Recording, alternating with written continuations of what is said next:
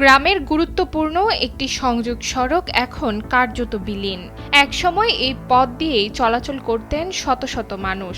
ফিশারির দখলে পড়ে প্রায় ১.৫ কিলোমিটার এই সড়কটি হয়ে উঠেছে চলাচলের অনুপযোগী।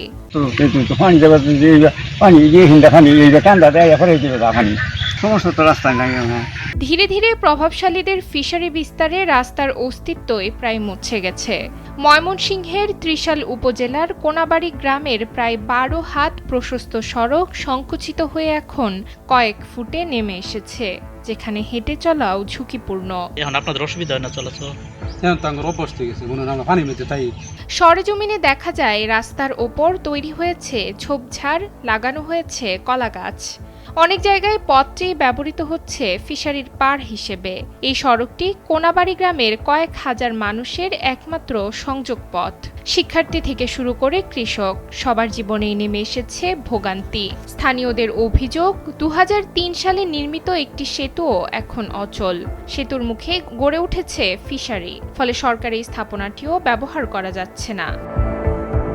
ভুক্তভোগীরা বলছেন, রাস্তা না থাকায় ফসল বাজারে নিতে কষ্ট হচ্ছে। শিক্ষার্থীদের যাতায়াত ঝুঁকিপূর্ণ হয়ে উঠেছে। তবুও দীর্ঘদিনেও কার্যকর কোনো পদক্ষেপ চোখে পড়েনি।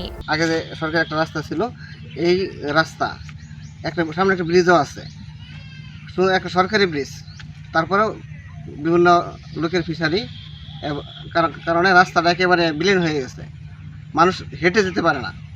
এই রাস্তার উপর 3টা প্রতিষ্ঠান, 2টা প্রাইমারি স্কুল, একটা দাখিল মাদ্রাসা, আর গ্রামের যে একটা কমিউনিটি ক্লিনিক, ওইটাও এক প্রান্তে। আমাদের এলাকার মানুষ ওই রাস্তায় কেউ যেতে পারে না, এবং হাসপাতালে ওষুধ আনতে গেলেও কেউ যেতে পারে না। দেখা যাক অসুস্থ, সে তো যাইতেই পারে না, ভালো মানুষ হাইটে যেতে পারে না।